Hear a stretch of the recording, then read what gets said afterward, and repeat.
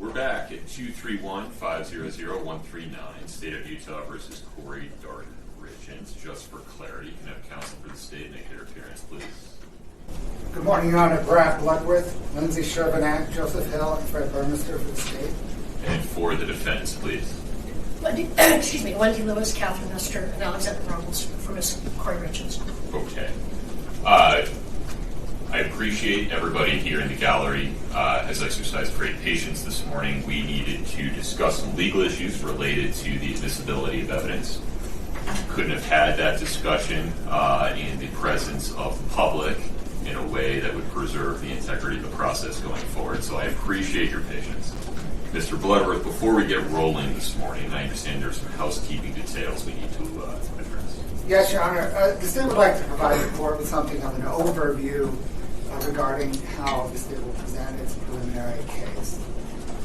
The state has presented most of its evidence and arguments in paper in advance of today, notably including the transcript of the detention hearing, which the court has already admitted into evidence, along with 60 and 6 now other exhibits. We intend to be mindful in our presentation to not belabor well-established evidence. To that end, we ask that the court moves along when appropriate. The opposite, of course, holds true. If the court seeks additional information, if the court would let us know, we will present it. Understood. Speaking of our papers, back in May, the state had submitted a bench memo. I have two errata that I would like to put on the record. The first is on page 20 and 24, Your Honor. There's a date that refers to Friday, March the 5th, 2022. As a calendar will tell us all, that was Friday, March the 4th. Okay, got it. At page 10, in reference to a divorce consultation, the state wrote that occurred in January of 2022. The state asked that the court strike the date. The court will call some litigation related to this matter that occurred after the state filed that bench memo. That litigation revealed that date was not accurate. Any others? Those are the errata, Your Honor. The state will call in its presentation Detective Jeff O'Driscoll and experts Chris Kotrodemus and Brooke Carrington. The state has provided the defense with advance notice of those witnesses. When the state calls Detective O'Driscoll, the state will not conduct a direct exam. Instead, the state will refer the court to his testimony at the detention hearing. The state is essentially offering Detective O'Driscoll for cross-examination by current defense counsel within that scope as, in the best interest of a fundamentally fair proceeding, since they've not yet had an opportunity to cross-examine him. The state provided the defense with advance notice of this approach and reserves the opportunity to redirect Detective O'Driscoll. Finally, Your Honor, I'd like to, by stipulation, admit a few more documents. The first is what we have labeled as 7A. Exhibit 7 in the court's binder.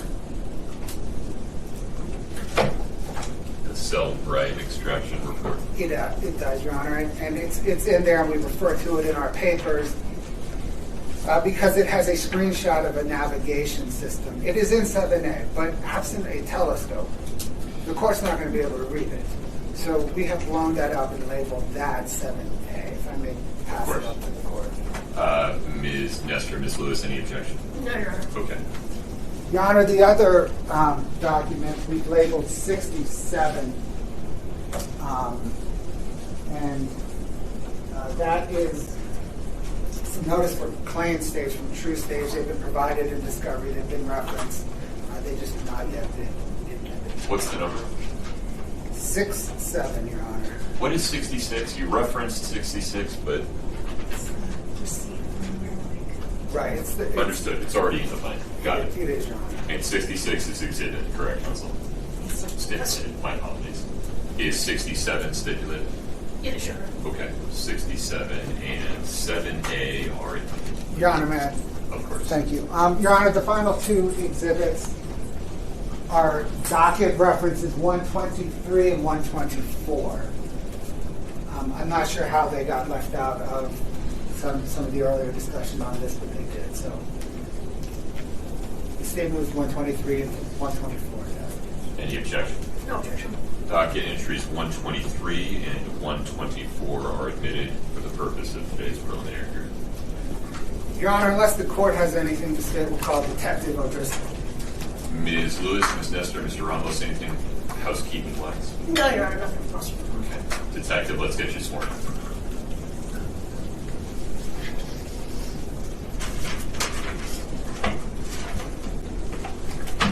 Do you solemnly swear the testimony you're about to give in the matter before the court to be the truth, the whole truth, and nothing but the truth, subject to the means and penalties of perjury?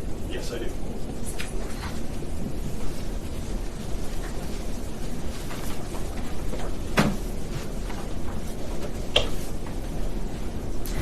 Your Honor, the state tenders Detective O'Driscoll for cross-examination within the scope of the direct conducted at the detention unit. Understood. Ms. Lewis.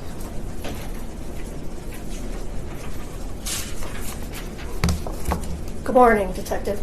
Good morning. We haven't met. I'm Wendy Lewis, I'm one of Ms. Richins' attorneys. Thank you. So, Detective O'Driscoll, when was it that you were first asked to take over this case? In March of 2023. And who was on this matter before you as the lead detective? Detective Jamie Woody. All right. And why was this matter turned over from Detective Woody to yourself? Detective Woody moved divisions from the investigations division to the patrol division.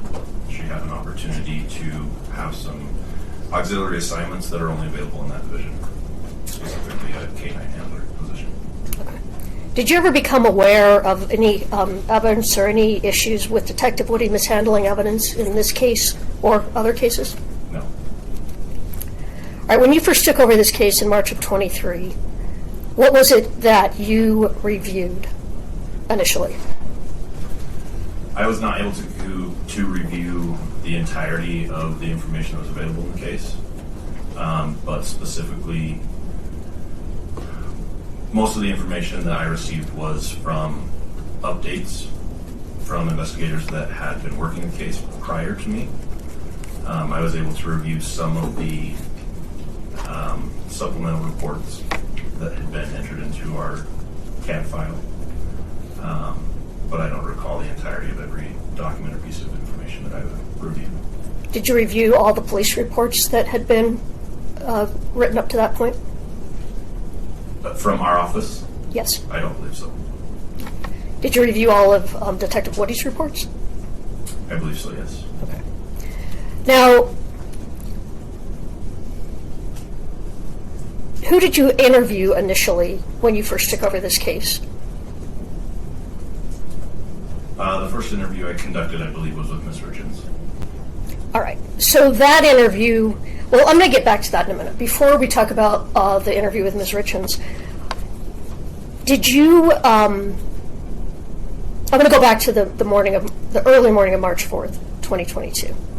Did you review evidence about the investigation that was done that night? Yes. All right. And what investigation was done at the home that night? Or that early morning hours of March 4th, 2022? Responding deputies conducted an initial interview with Ms. Richins. Detectives were then called out, and they conducted, I believe, a separate interview with Ms. Richins as well as other people that were then at the home by the time they arrived. And I believe they conducted a search of the home for any kind of evidence that may have helped them understand what had happened. And what was seized from the home that night as potential evidence? Are you aware? I don't know a complete list, no. Are you aware if anyone was searching for any illegal drugs in the home that night? I do not know. Were any illegal drugs found in the home that night, that I early don't morning? believe So no fentanyl was found in the home. so. Not that I'm aware of. Were there any unidentified pills, light green pills, blue pills, dark green pills, anything like that found in the home the early morning of March 4th? I don't believe so. Were there prescription medications taken at that time? I believe so, yes. Part of death investigation is to document and collect prescription medications for the scene. Were there I any? can't tell you Oh, specifically which ones, though. okay. Sorry, I didn't mean to speak over you. Were there any non-prescription medications or illegal substances taken from the home that night of any kind that morning? I don't believe so. Eventually, or early on when you took over the case, were you able to review the medical examiner's report? Yes. And what was your understanding of what caused Mr. Richins' death based on that report? The medical examiner's report identified that the cause of death was drug intoxication with a specific drug being fentanyl. All right. But nothing was found or seized the early morning of March 4th that it included fentanyl. Is that correct? No fentanyl was seized that I'm aware of, no. All right. Was there any glassware seized in that initial search? I don't know. You don't know if there was glassware seized, such as copper mugs or shot glasses? You're not aware?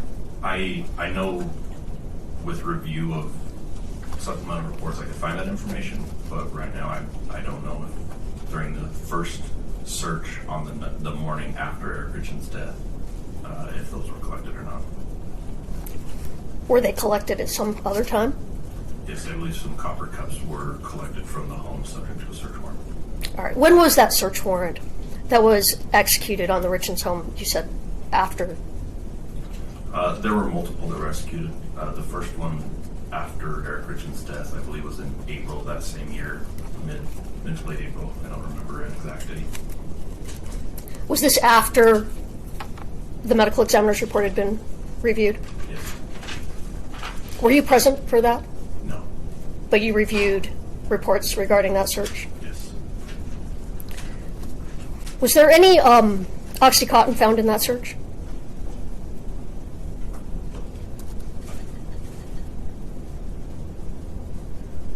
I know during one of the searches that there were some prescription opiates that were not in a prescription container that were found in the home. I don't know if they were specifically Oxycontin. Were they fentanyl? No. Were they tested at some point in the course of this investigation? I don't know. I could review supplemental reports and get that information, but I don't. Okay. But you don't know. All right. Were there any illegal drugs or drugs that were prescribed that were seized in that April of 22 search? I don't believe so. Did there come a time that some THC gummies were seized? Yes. And do you know when that was?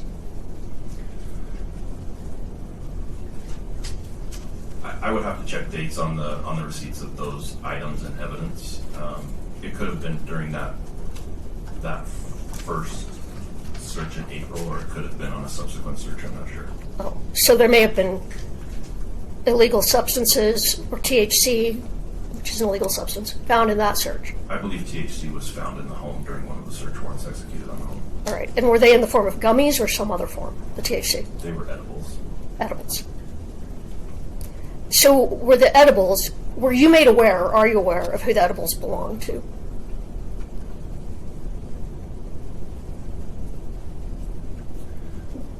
We received statements that they belonged to Eric, to the decedent. Were those edibles tested? Yes. And did you review a report regarding those edibles? Yes. And did that report, that initial report, say that there were traces of fentanyl in those edibles? No. You did not review a report that said there was fentanyl in the edibles? No. All right. So, as you were investigating this case, well, strike that. I'll come back to that. So you talked about that your first interview in this case was with Kouri Richins. What was the date of that interview? I believe it was April 14th of 2023. So this was about 13 months after Mr. Richins' death. Correct.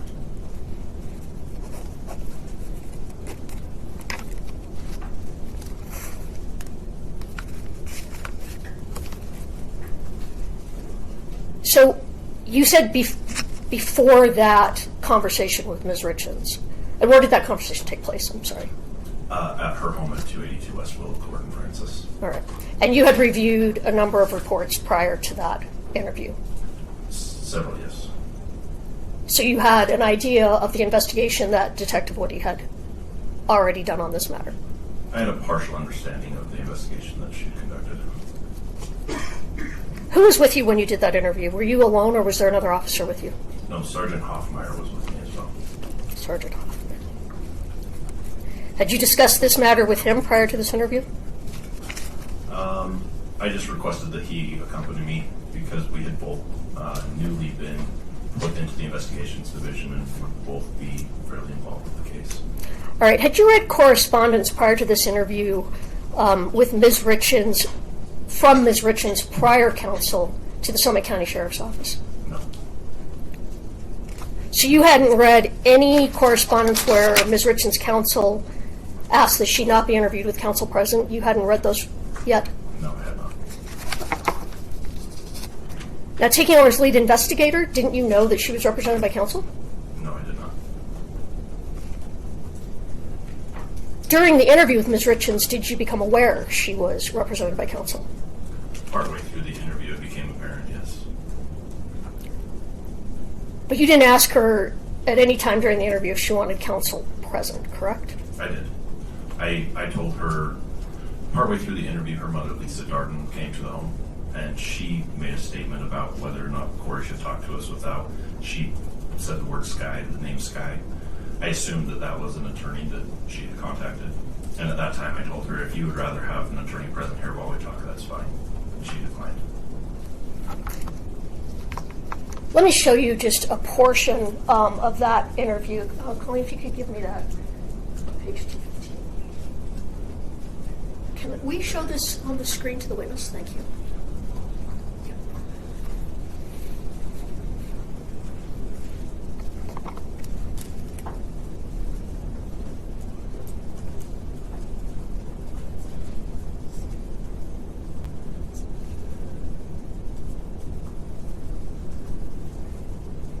If I could direct you, Detective, to the very bottom of that page as your statement at the bottom of that page. If you could just review that, not read it out loud, but if you could review that. Now, that statement was made as you were leaving the house, correct? It appears so, yes. And do you recall that statement that you made to Ms. Richins as you were leaving the house? Yes. And what was it you told her then? I'm sorry, I don't understand the question. What was it you told her as you were leaving the house, reflected in that statement? In this statement? Yes. That she could have an attorney present while we talk. I'm guessing that's what you're getting at. Well, but you'd finished talking for that day, correct? I believe so. This was, in fact, the very end of the transcript as you were walking out of the house, correct? It looks like it. And you told her if she wanted an attorney at future interviews, that would be fine. Yes. All right. Does that... We'll strike that. Isn't it true, Detective, that that is the only time that you told Ms. Richins that she could have an attorney present when being interviewed, if she wished to? I recall making that statement midway through the conversation. If it's not in the recording, then I didn't. All right. But I do remember making a statement that we were happy to have an attorney present while we spoke to her. At least as you were leaving. Yes. All right. So let's talk about some of the investigation and interviews you did prior to Ms. Richins' arrest. As part of your investigation, is it true, isn't it true, that you looked into Kouri's relationship with a Mr., I believe it's Grossman? Yes, some other investigators that I wasn't directly involved with contacted Mr. Grossman, but yes.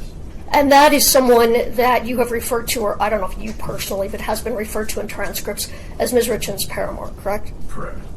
And you reviewed texts between Ms. Richins and this individual, isn't that correct? Correct. Did you also investigate the texts between Eric Richins and the women that he'd been having affairs with during that period of time? I didn't personally. I don't know that any of our investigators did.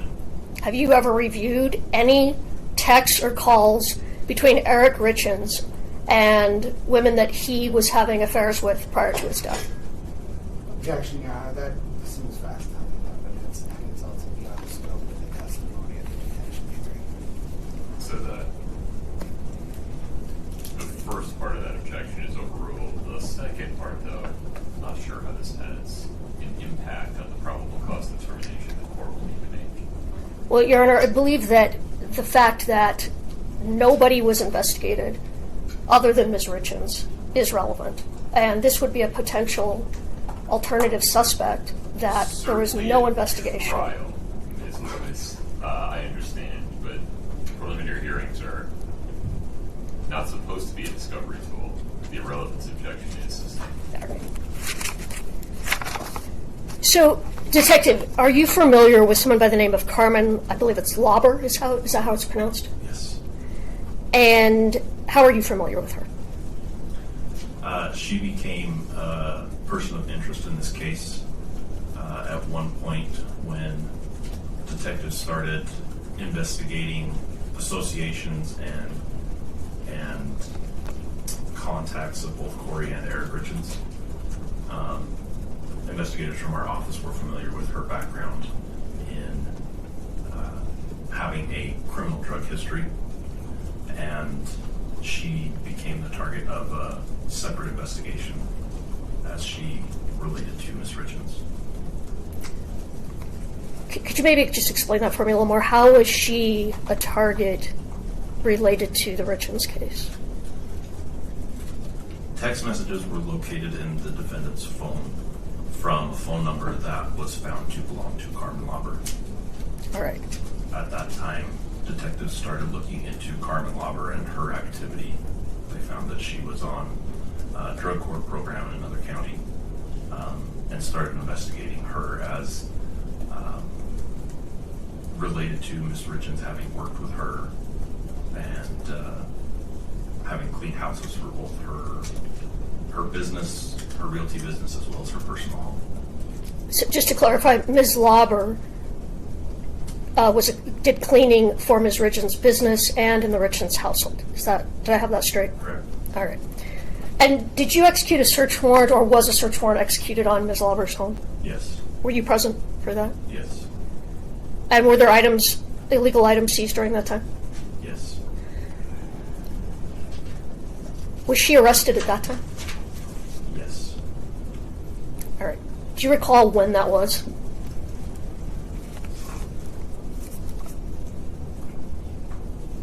I believe it was towards the end of April 2023. All right, I so- don't know an exact date. So after Ms. Lauber's arrest, did you interview her? Yes.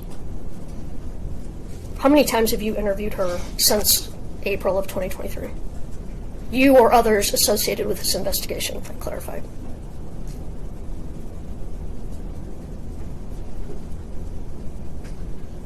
I believe 4 official planned interviews. What about unplanned, unofficial interviews? I've spoken with her, but not in an interview setting, since that's what I'm getting at. Interviewing her in connection with this case, there were 4 that I'm aware of. Do you know how many hours you've spent interviewing her or others associated with this case? I believe at the detention hearing, I testified it was around 10. I believe that's accurate. All right. So when did you initially interview Ms. Lauber? would have been, I believe, April 26th, shortly after her arrest, maybe a day or two after her arrest. All right. And during that initial interview, can you tell me what took place during that interview?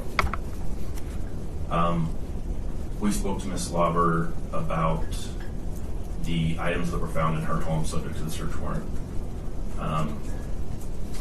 We told her that the charges that she was facing, that she was on drug court probation for in the outside county, could continue to be charged against her due to a violation of her drug court. We told her that she was facing felony distribution charges in that case. Can I interrupt for 1 second? Distribution of what? Controlled substance. What did you seize from her home? So the charges that she was facing in relation to her drug court were separate from the ones that resulted from the search warrant. But we found illicit THC products as well as a firearm in her home. And why was the firearm of significance? It was a violation of her drug court probation to be in possession of a firearm. Well, she was a convicted felon, isn't that right? Yes, that's also pertinent. All right. So she was also potentially looking at charges of felon in possession of a firearm, correct? Correct. And you told her that in the first interview? Correct. Did you tell her that those would be state or federal charges? I believe we told her that they could be both. They could be both, or either. Either, right.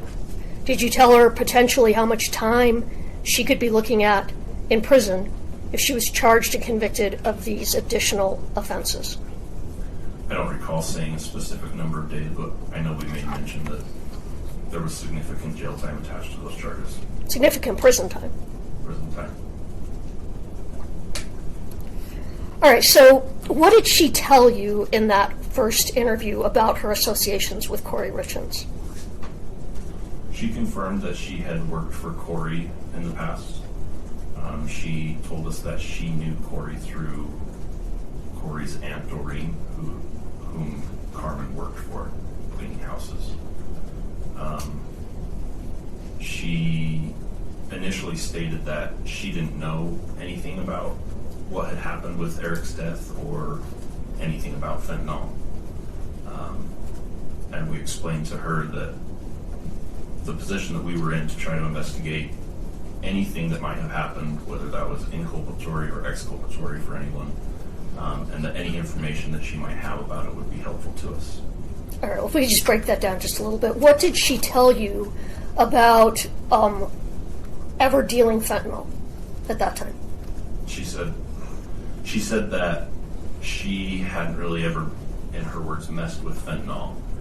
Then she later admitted she had tried it once and didn't have a good experience with it. Did she tell you a daughter had overdosed on fentanyl? I don't recall. I could review the video and give you an answer on that, but I don't recall. And isn't it true she told you she never dealt in fentanyl, that she dealt in pain pills and marijuana and other things of that sort? In the first interview, yes.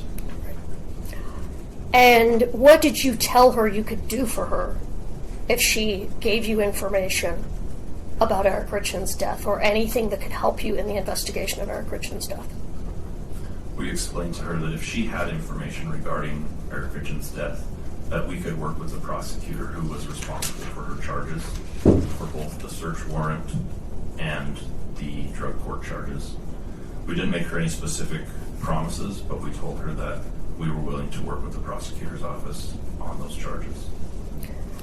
Is Ms. Lauber in custody at this time? Is she in jail? No. All right. Was she ever charged with anything that was to do with dealing drugs, a violation of her drug court, or with anything that was seized during that search? I don't know. I don't believe so. I had no dealings with the inner workings of that county's prosecutor's office after we interviewed Ms. Lauber. After we interviewed Ms. Lauber, we informed the prosecutor's office that she was being cooperative with our investigation, and then they and her attorneys worked out whatever kind of deal they worked out with her. Well, isn't it true, Detective, that you went back and spoke with Ms. Lauber and guaranteed her that she would not be charged in any way as connected to Eric Richins' death if she continued to cooperate? I didn't make that statement in those words, but we impressed upon her that, yes, in exchange for helpful information in this case, that she could potentially have reduced or eliminated charges. Well, I'm going to jump ahead a little bit because I know you had a number of interviews with her, and I've certainly reviewed at least 6, because those interviews were recorded, correct? Correct. And any interview that you have had with her would be turned over to defense counsel, correct? Correct. All right. So we turn it over to the state, and I believe it's their All right. opportunity to turn it over to the defense. So if I represented that they have turned over at this time 6 interviews with yourself and Ms. Lauber, or with, who was the other detective, I'm sorry, that was with you during those interviews? Detective Maynard. Detective Maynard. That they've turned over 6 at this time. Would that sound correct to you? Yes. All right. So I want to go to the 6th interview, which was May 13th of 2023. Does that sound right? Yes. So isn't it true at that interview you told her that she was going to be testifying in front of a federal grand jury?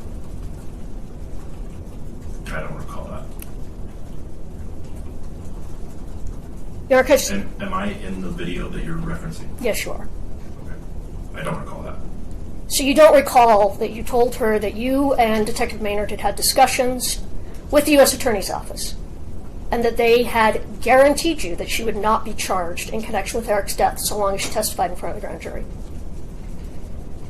I don't remember it, but it doesn't sound unreasonable. You're the lead detective, right? Yes. All right. Did Ms. Lauber testify in front of the federal grand jury regarding this case? I don't believe so. You don't believe so. Do you know? Yes or no? I don't know for a fact. You don't know. Did you testify in front of a federal grand jury regarding this matter? No. Do you know of anyone in your investigation that testified before a federal grand jury? No. But you do recall telling her that she would be testifying before a federal grand jury the next week. I honestly don't remember it. I'm not surprised by the information because when we were working with prosecutors' offices at the time, there were both federal prosecutors and state prosecutors that were involved in it. And that sounds like a likely discussion that could have been made that she would need to testify before a grand jury. The next week. Like I said, I don't remember those. If I reviewed the video, I probably could speak to it more. Did you review an interview that Detective Maynard did with Carmen Lauber on the day before that, May 12th, regarding a Zoom meeting he had had with different agencies, in this case, federal and state? I believe so. And do you recall in that he explained to her what she would be doing in terms of testifying in front of a grand jury? Again, I don't recall the discussion about the grand jury. If I review the video, I could speak to it more, but I just don't recall it from my memory. All right, do you I recall? don't believe that video is one that I have recently reviewed. I reviewed the initial 3 or 4 that we had with Carmen prior to this hearing. All right, we'll go back to those in just a minute. Let me ask if you recall this. Do you recall telling her on May 13th that she would be testifying in front of the grand jury and that the goal would be to convict Kouri Richins of murder? Do you recall that? No, I do not. All right. Ms. Lauber got a letter of immunity from the United States Attorney's Office for the District of Utah, did she not? I believe so, yes. But you don't know if she testified in front of a grand jury. I do not.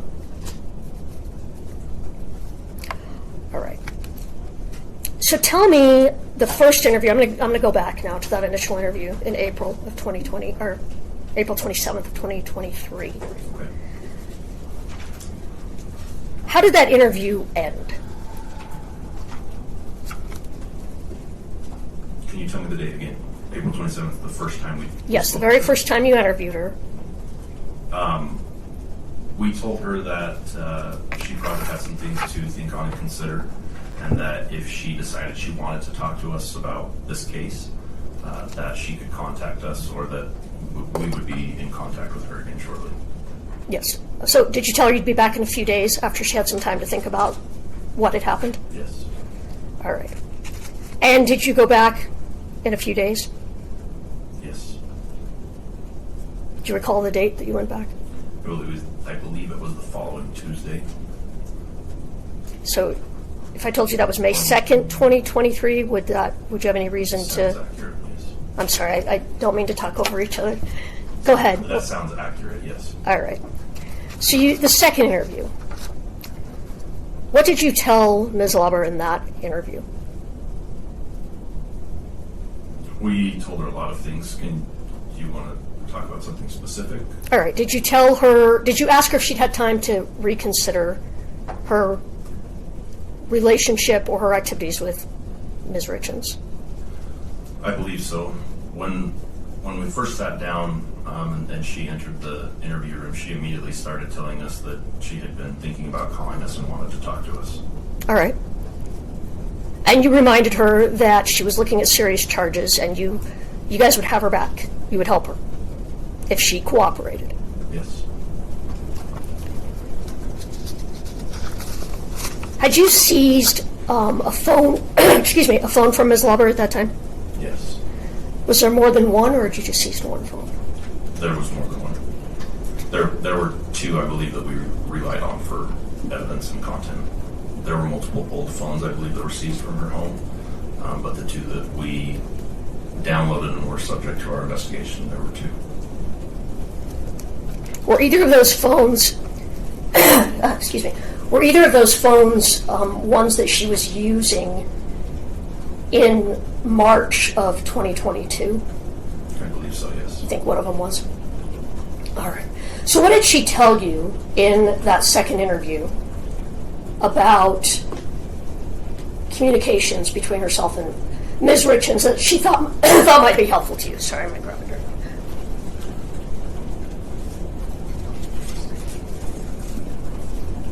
In most, if not all, of the interviews that we had with Carmen, her memory went back and forth on what happened, what didn't happen, and which times those things happened. All right. So chronologically, it's hard to say where we went in the interview. But she began very slowly, and it appeared to us that she was minimizing her involvement, but said that she had participated in some way in getting Kouri illicit substances. And like I said, it began small and her minimizing her involvement and developed into more specific statements.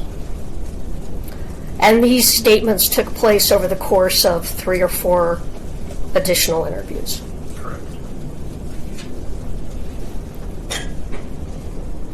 Your Honor, the state objects on relevant grounds. As the court's aware, Ms. Lauber submitted testimony by 1102 witness statement. And the standard for the preliminary hearing is notwithstanding credible testimony to the contrary. The court's also well aware that Article 1, Section 12 of our Constitution and progeny case law says that discovery is not a proper purpose for this hearing. Well, Help me out. Where are we headed here? Well, Your Honor, Mr. Bloodworth had stated as we were at the beginning of the hearing that in large part he was putting Detective O'Driscoll on in the interest of fairness and justice because Ms. Richins' current counsel had never had the opportunity to cross-examine him on his prior testimony. And he testified in his prior testimony about these things. So my understanding was that this was our opportunity, since we haven't had one before, what was agreed upon and represented to the court, to cross-examine him about that prior testimony, even though this is the preliminary hearing. And these facts very much go to probable cause. It's the last part that I'm not following you on. How do these go to probable cause? I don't think I've heard anything that sounds like testimony that Carmen Lauber did not have the opportunity to perceive or know the things that she claims to have perceived or known. I don't get to weigh credibility outside of those extraordinary circumstances at a preliminary hearing. I'm trying to give you as much latitude as the state will agree to. I'm staying out of the way, but at some point the limits on the probable cause determination kick in. All right, well, based on the earlier discussion with the court, I'd like to go a little farther in terms of reviewing his testimony from the prior hearing. Understood. If need clarification of it, but if I imagine, don't hold me to this, but I imagine that if we keep reviewing the investigative steps and potential sources of bias on Ms. Lauber, you're going to continue drawing objections regarding relevance. I understand. All right. We'll give Ms. Lewis some additional limited latitude here, Mr. Bloodworth. Let's see where we go. So when you testified before, did you testify as to how many times Ms. Lauber had allegedly provided drugs to Ms. Richins? I believe so, yes. And how many times did you say that happened?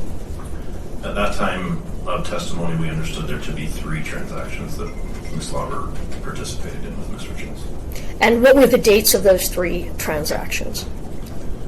February 11th, February 26th, and March 9th of 2022. March 9th, after Mr. Richins had passed away. Correct. All right. And did you testify at the prior hearing, or do you recall what Ms. Lauber said she provided to Ms. Richins, what sort of drugs she provided to Ms. Richins on those 3 occasions? Again, it went back and forth with details and was clarified the more information she was presented with from phones and other physical evidence. The determination we came to after the conclusion of all 4 interviews was that she had procured some type of prescription or non-prescription opiate on the first transaction, and that the following 2 were fentanyl pills, counterfeit fentanyl pills. And so you said that in the first interview, she told you that she didn't deal in fentanyl. Can you just explain what you did in your investigation to try and confirm? How did you come back around to that it was fentanyl? So in the initial interview with Ms. Lauber, and the statements she made about not having dealt in fentanyl before, in my opinion, my experience with interviewing people, especially in custody, I think she was minimizing her involvement. I think she was trying to cover herself from any type of further legal problems. And then after we came back the second time, I think she had changed her mind about how much information she wanted to reveal to us.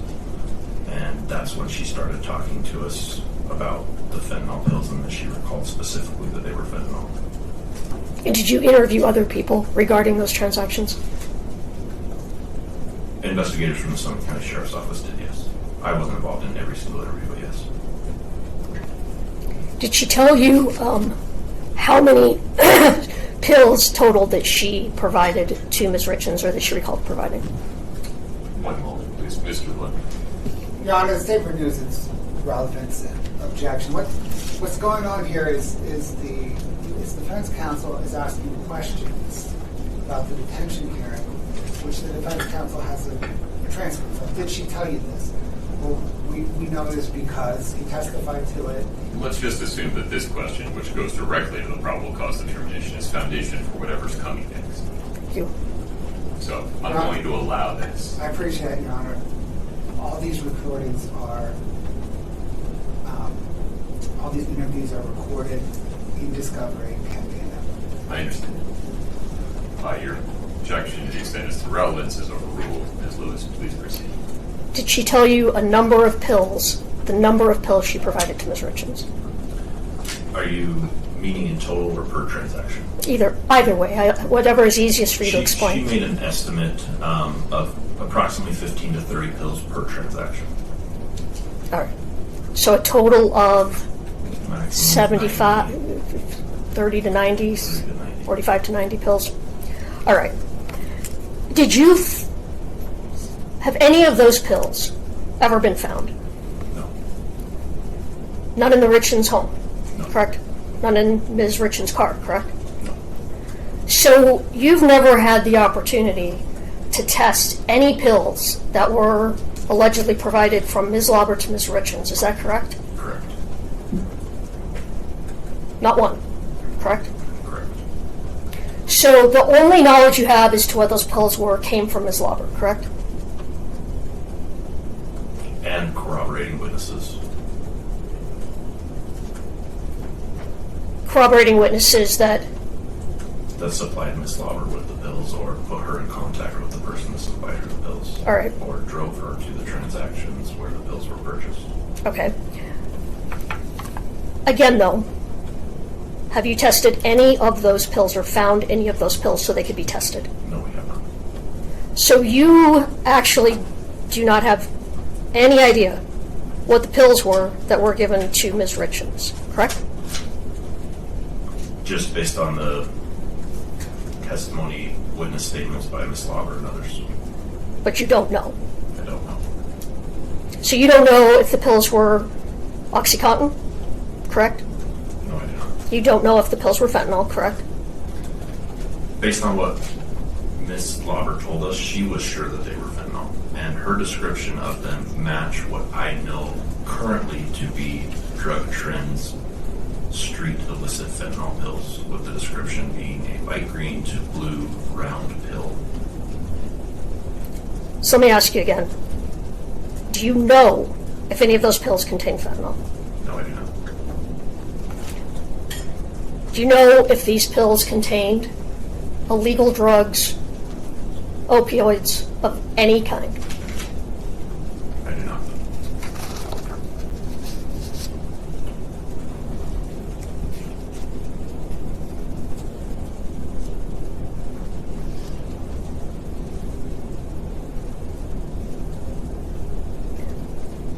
When is the last time you sought evidence in this case? Sought evidence, is that what you said? Yes. The case is active and ongoing until trial. I presume any new information that comes to us will continue to be considered as evidence. Are you still interviewing witnesses? Not at this moment, no. I know you're not at this moment. You're testifying. Have you recently interviewed witnesses or others investigating this case or involved in this case been interviewing witnesses? Yes.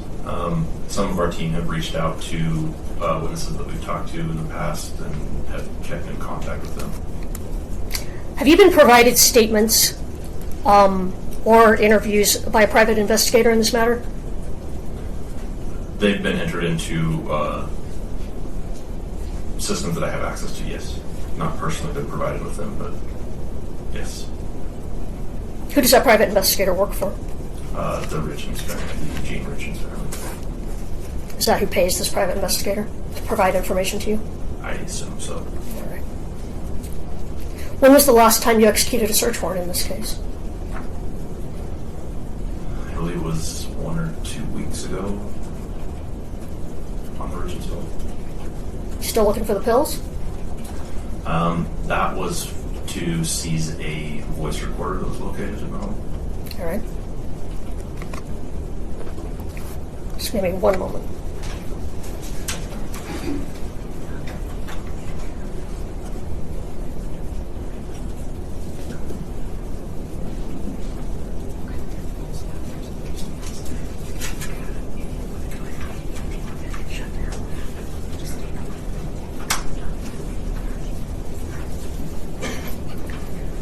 Just back up for one moment about the pills. So you said you interviewed other people. I think it was one other person who provided allegedly the fentanyl to Ms. Lauber. Is that correct? There were two individuals that we interviewed that were reported to have provided Ms. Lauber with the pills. One with the non-fentanyl opiates and then with the fentanyl pills. Okay, so one provided the one that did not have fentanyl, and one provided the ones that she claimed did have fentanyl. Correct. Okay, so that individual, or actually either of those individuals, were they manufacturers of those pills? I don't know. I don't believe so. Well, one of them told you it was her prescription, correct?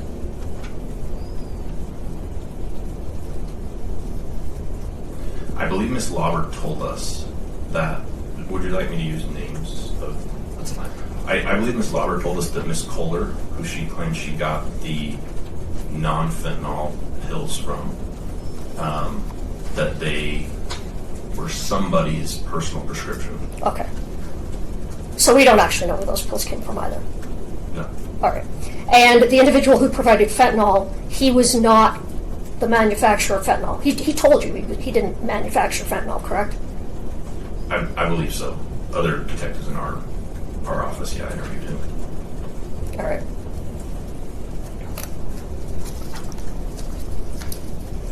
Do you know what red devils are? No, I do not.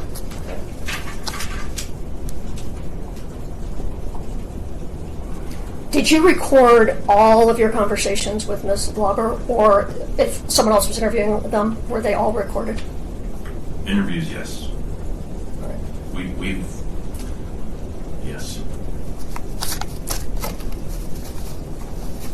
Besides Kouri Richins, did you interview or investigate into any other possible suspects in this case?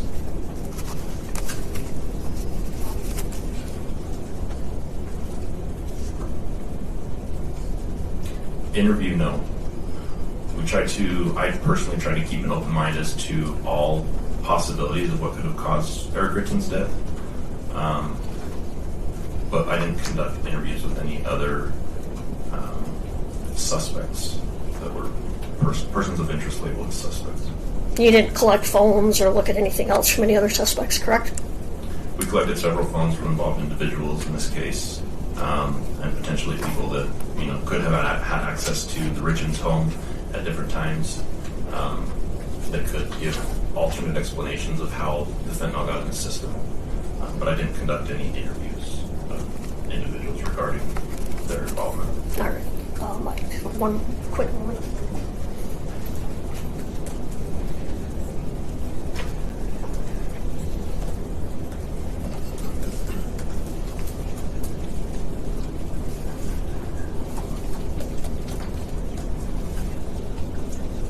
Nothing further. Mr. Bloodworth, a brief scheduling question. Roughly how much time do you have on redirect? Less than 10 minutes, Your Honor. Okay, please proceed.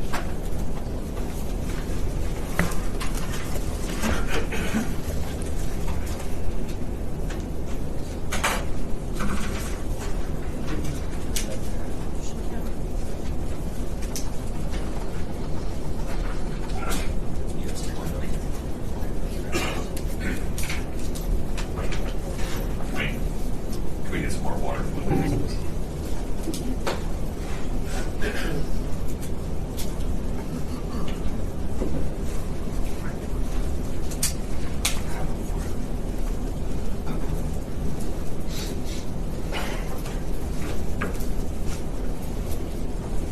Thank you, sir.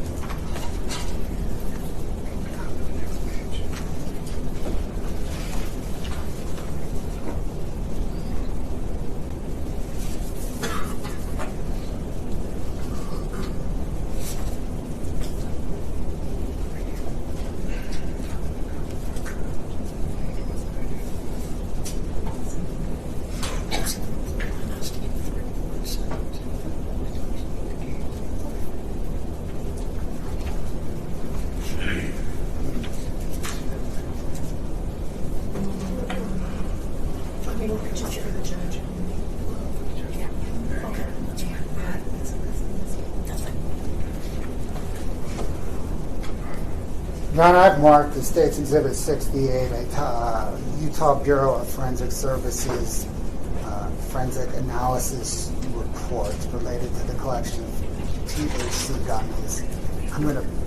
May I approach? Of course. Ms. Lewis. I just can't hear Mr. Bloodworth. Okay. So I'm I sorry. Get a I- little closer to that mic. I'm hoarse from our So am I. evidentiary Obviously. argument this morning. Oh, yeah, well, Sorry. I'll try to talk into the microphone, Your Honor. Detective O'Driscoll, do you recognize what's been marked as State's Exhibit for Identification 68? Yes. You testified earlier regarding toxicology on some THC gummies. Do you recall that? Yes. Does that toxicology report reference the THC gummies that you were testifying to? It appears to, yes. And then are you familiar with the difference in toxicology reports between fentanyl being indicated and fentanyl being found? Yes, I'm remembering discussions with our evidence technicians, our forensic technicians, and that there's a difference there that I didn't know before. Okay. I mean, and what was the bottom line of that discussion with the evidence technician? The bottom line was that something could be tested and indicate for precursors or some chemical structure that I don't fully understand that could indicate possibilities of fentanyl, but the state crime lab won't say for certain that fentanyl is present. And in that instance, the reports read as that one does, am I right? Fentanyl indicated, not identified. Correct. It says fentanyl was indicated in the gummies in the plastic bag. Actually, this, Your Honor, the statement states 68 in the evidence. Ms. Lewis, any objection? no objections under the same considerations of all the exhibits in this It'll hearing. be admitted for the purpose of the preliminary hearing only. Yes, Your Honor. And this, Your Honor, the state directs the court to item 14, which begins on the bottom of page 2 and continues to the top of page 3. Thank you.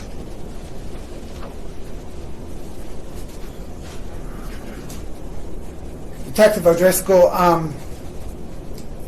you testified on cross-examination regarding interviews with Carmen Lawler. You remember that? Yes. Are all those interviews either audio recorded, video recorded, audio recorded or audio and video recorded? Yes. And to the extent your testimony recollecting back over a year would differ from the recordings, do you think the recording's the accurate testimony? I do. I sympathize with Ms. Lauder at this point, having been a year past the last time we talked about this. Sure.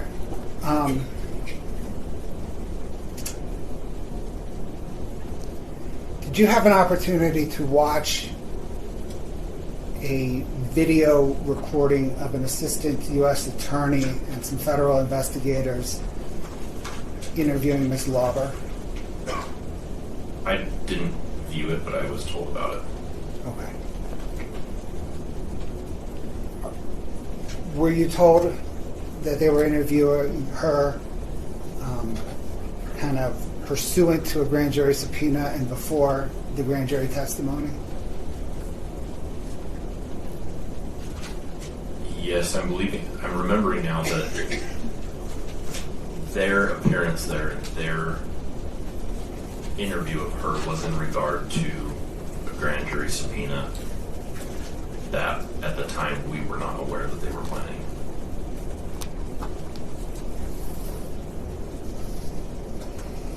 Regarding Ms. Lauber's testimony, Ms. Lauber's interview with you and Detective Maynard, I want to perhaps clarify some of the transactions. Is it right to say that Ms. Lauber testified to one transaction with Susan Kohler involving Roxy's, Yes. and then a transaction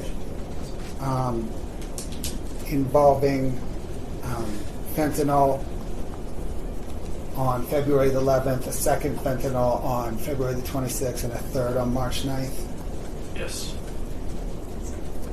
Regarding the fentanyl portions of the conversation, separate than the Roxy portions of the conversation,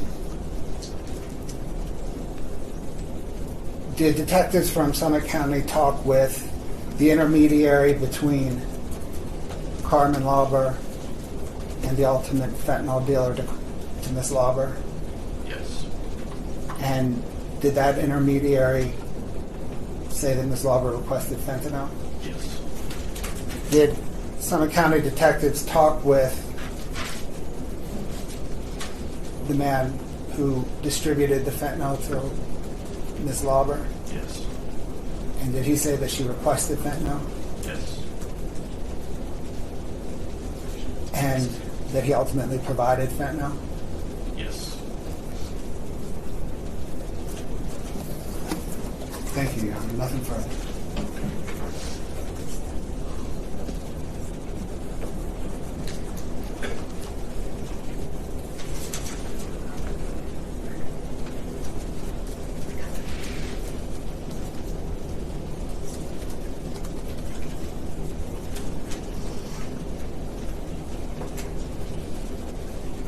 Just 3 or 4 questions. Within the scope of read, Brent, please. Yes, understood.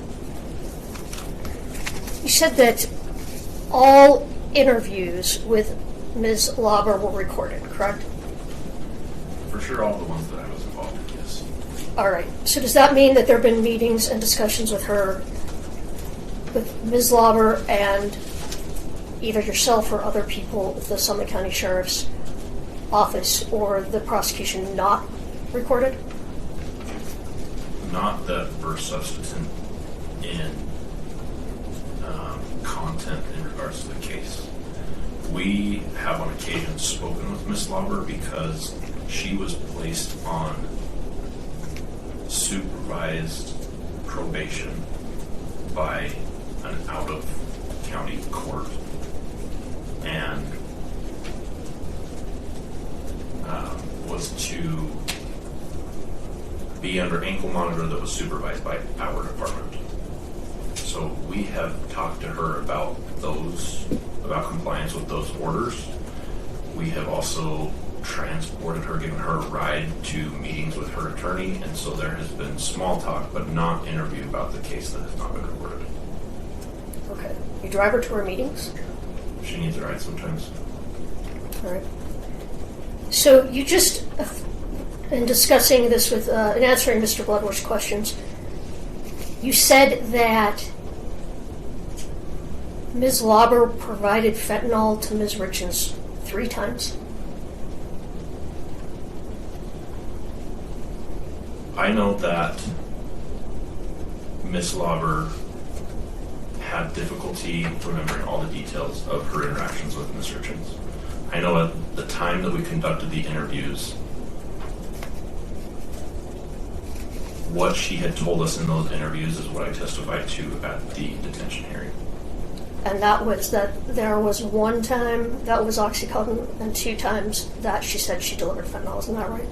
Correct. Since those interviews, new forensic information from cell phones was received, was reviewed, and determined that there were 3 transactions involving fentanyl, including one after Eric Richins' death.